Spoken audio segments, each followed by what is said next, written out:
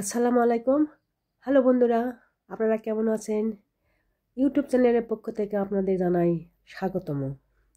আজকে আমি যে কথাটা বলতে চাচ্ছি সেটা হচ্ছে যে দুপুরে কোনো খাওয়ার তরকারি নাই, কি করব?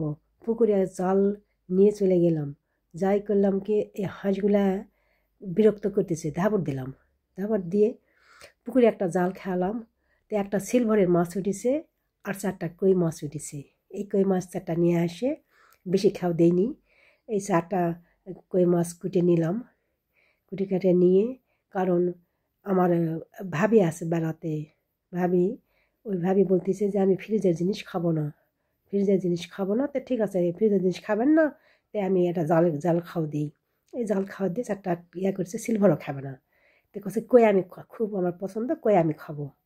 তো কই মাছ কুটলাম, কুটে কাটে নিয়ে, বড় বড়ই অবশ্য, একটা ছোট, একটা ছোটোতে ভাবি বলতেছে যে তুই মাছের মাঝখানে কাটে দে, মাঝখানে কাটে দে, না না হলে কিছু ঢুকবে না। তা আমি কাছে আমি চকচক করে দেই, না কাটে দে। দিয়ে এদের মাছটাকে আমি কী করলাম, আমার ভাবি আমাকে পেঁয়াজ কাটে কুটে দিল। দিয়ে ভাবি কাছে বসে আছে, বলতেছে রান্না কর।